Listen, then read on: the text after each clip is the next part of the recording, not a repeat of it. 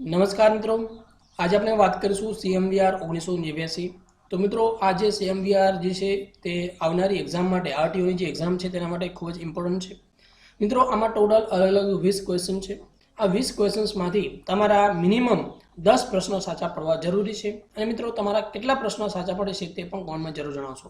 તો મિત્રો આજે CMVR ની ટેસ્ટ નંબર 1 છે અને મિત્રો GMVR ની ટેસ્ટ જે છે અલગ અલગ અપલોડ થઈ ચૂકેલી છે।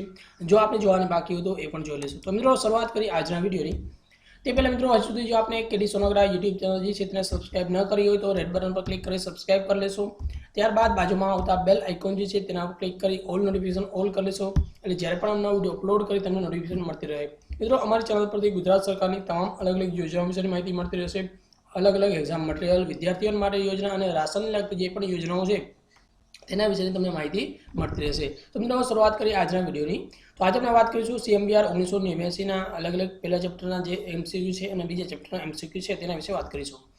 જે પહેલો ક્વેશ્ચન છે આપ જોઈ શકાય છે કે ભાઈ when CMVR 1989 come to force on. તો અલગ અલગ આપણી પાસે 4 ઓપ્શન છે।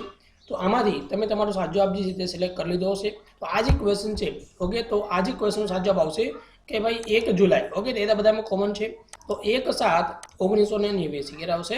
1989 માં આ જે CMVR જે છે તે ઇફેક્ટમાં આવેલો છે।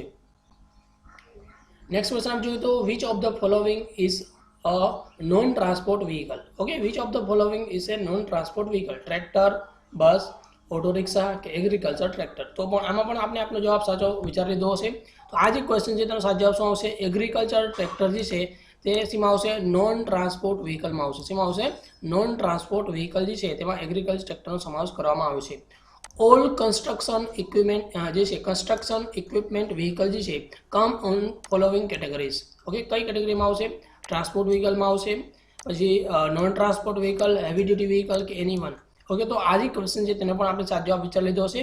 આ ક્વેશ્ચન છે તેનો સાચો જવાબ આવશે કે ભાઈ જે પણ અલગ અલગ નોન જે છે કન્સ્ટ્રક્શન ઇક્વિપમેન્ટ જે છે તે નોન ટ્રાન્સપોર્ટ વ્હીકલમાં આવશે।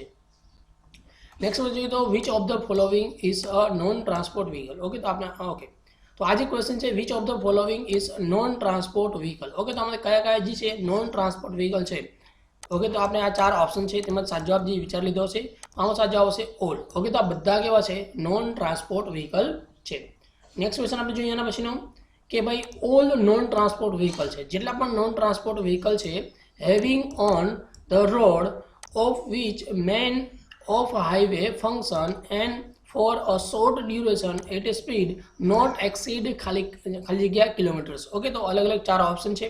45 કિલોમીટર પ્રતિ અવર, 50 કિલોમીટર પ્રતિ અવર, 60 કે 30। ઓકે, તો આ જે ક્વેશ્ચન છે તેનો સાચો જવાબ શું આવશે કે 50 કિલોમીટર પ્રતિ કલાકથી વધારે સ્પીડ હોવી જોઈએ નહીં। ઓકે, નેક્સ્ટ ક્વેશ્ચન આપ જોઈએ તો this vehicle which of the following category maximum જે છે design speed exceed the 45। Okay, તો ખાસ જોશો કે ભાઈ મેક્સિમમ જે ડિઝાઇન સ્પીડ છે એક્સીડ કરે છે કેટલા કિલોમીટર? 45 કિલોમીટર પ્રતિ અવર એન્ડ એન્જિન કેપેસિટી જે છે તે પણ જે છે 50 સીસી છે તેના કરતાં વધારે છે। તો આપણી પાસે 4 અલગ અલગ ઓપ્શન છે L1, L2, L3 કે L4। તો આ જે ક્વેશ્ચન છે તેનો સાચો જવાબ શું આવશે? L2। શું કામ કે અહીંયા મેક્સિમમ છે અને એક્સીડ 45 કિલોમીટર પ્રતિ અવર અને જોઈએ તો 50 સીસી છે તેનાથી પણ વધારે છે એટલે કે L2 કેટેગરી આપણો સાચો જવાબ થશે। નેક્સ્ટ આપણે જોઈએ તો this vehicle which of the following category, અહીંયા જો ખાસ જોશો maximum design speed not exceeding the 45 kilometre પ્રતિ hour and 50 CC. Okay, not exceeding the 50 CC. Okay, તો આમાં શું જવાબ આવશે? તો આમાં આવશે L1 કેટેગરી। શું આવશે? L1 category. નેક્સ્ટ આપ જોઈએ તો this vehicle which of the following category carriage of the passenger and there luggage. શું પેસેન્જર લઈ જાય છે અને તેના લગેજ લઈ જાય છે એન્ડ કમ્પેરાઇઝ મોર ધેન 8 સીટ। કેટલી છે? 8 કરતાં વધારે સીટ છે addition to the driver seat અને having a maximum mass exceed. Okay, તો એક્સીડ 5 ટન એટલે 8 સીટથી વધારે છે અને 5 ટનથી વધારે છે। તો આ કઈ કેટેગરી આવશે? તો આપણી પાસે અલગ અલગ જો હવે સૌપ્રથમ જોશો આ શું છે તો આપણી કેટેગરી જે પેસેન્જર લઈ જાય છે શું આવશે? એમ કેટેગરી આવશે। ઓકે, અને 8 સીટથી વધારે અને 5 ટનથી વધારે તો કઈ કેટેગરી આવશે? તો આવશે M3 કેટેગરી જે છે તેમાં સાચો જવાબ આવશે। શું આવશે? M3। નેક્સ્ટ આપ જોઈએ તો this vehicle which of the following category carriage of the passenger એટલે કે પેસેન્જર લઈ જાય છે અને their luggage rises on no more than 8 seat, એટલે કે 8 સીટથી વધારે નથી એડિશન ટુ ધ ડ્રાઈવર, એટલે કે 8 સીટથી જ્યારે પણ વધારે ના હોય તો કઈ કેટેગરી આવશે? ઓકે, તો આ જે કેટેગરી છે તે M1 કેટેગરી આવશે. ઓકે, કઈ આવશે? M1 કેટેગરી આવશે. નેક્સ્ટ આપ જોઈએ તો આ જે વ્હીકલ છે પેસેન્જર અને ધેર લગેજ છે. ઓકે, મોર ધેન 8 સીટ, 8 સીટથી વધારે છે પણ addition to the driver seat and maximum not exceeding the 5 ton, તો આમાં કઈ કેટેગરી આવશે? તો આમાં આવશે M2 કેટેગરી. કઈ આવશે? M2 કેટેગરી આવશે, તેમનો સાચો જવાબ થશે. નેક્સ્ટ આપ જોઈએ તો this vehicle which of the following category carriage of the goods, એટલે ગુડ લઈ જાય છે goods and having a maximum mass not exceeding the 3.5 ton. Okay, તો 3.5 ટનથી વધારે નથી, તો આમાં કઈ કેટેગરી આવશે? તો આ શું છે? ગુડ્સ કેરેજ છે. ઓકે, તો આમાં N કેટેગરી આવશે, તો આપણી પાસે N ના 3 ઓપ્શન છે, M કેટેગરી તો આવશે જ નહીં. ઓકે, તો 3.5 ટનથી વધારે નહીં, તો સાચો જવાબ શું આવશે? N1 category. કઈ આવશે? N1 કેટેગરી આપણો સાચો જવાબ થશે. નેક્સ્ટ આપણે જોઈ શકાય છે આ પણ ગુડ્સ કેરેજ વ્હીકલ છે, મેક્સિમમ 3.5 થી 12 ટન સુધી છે, તો આમાં કઈ કેટેગરી આવશે? તો આમાં જોઈ શકાય છે કે ભાઈ N2 કેટેગરી આવશે. કઈ આવશે? N2 કેટેગરી આવશે. નેક્સ્ટ આપણે આના પછીનો ક્વેશ્ચન જોઈએ કે ભાઈ આમાં જોઈએ તો જે માસ છે, ઓકે, ગુડ્સ કેરેજ વ્હીકલ છે અને માસ જે છે 12 ટનથી વધારે છે. કેટલા ટનથી વધારે છે? 12 ટનથી વધારે છે, તો કઈ કેટેગરી આવશે? તો આવશે N3 કેટેગરી. કઈ આવશે? N3 કેટેગરી આવશે, આપણો સાચો જવાબ થશે.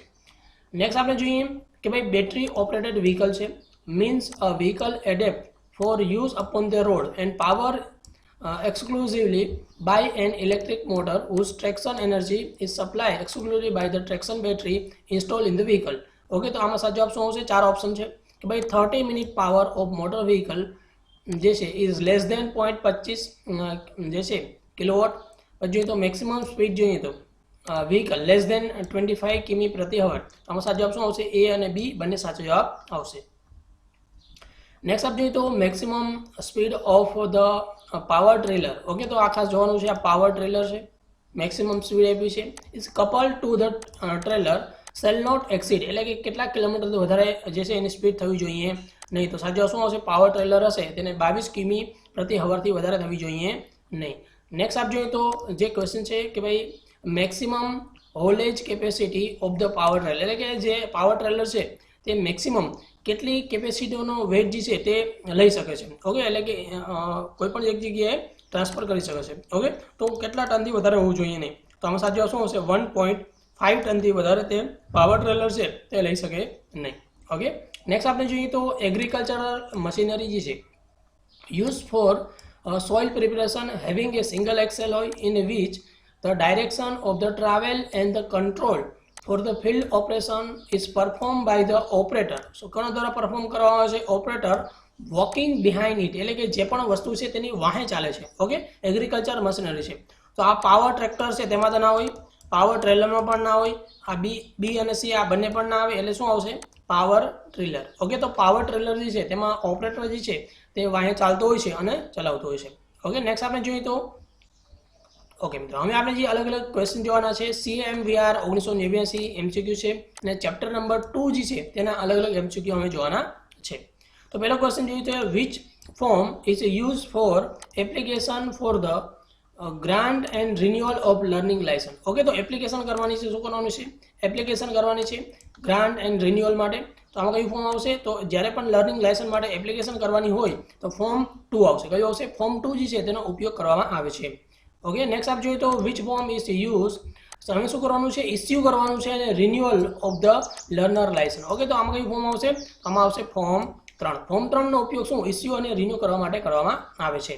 નેક્સ્ટ આપ જોઈએ તો which form is use issue A physical fitness. Okay, તો ફિઝિકલ ફિટનેસ માટે કયું ફોર્મનો ઉપયોગ કરવામાં આવશે? આ 4 ઓપ્શન છે, આમાં સાચો જવાબ શું આવશે? ફોર્મ 1 જે છે તેનો physical issue of physical fitness certificate માટે કરવામાં આવે છે. હવે જોઈએ તો ઇસ્યુ ઓફ મેડિકલ સર્ટિફિકેટ કયું ફોર્મ આવશે?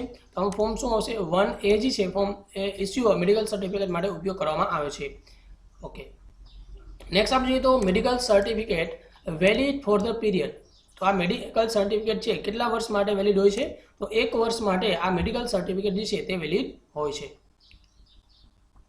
ઓકે મિત્રો, તો અલગ અલગ આ 20 MCQ હતા.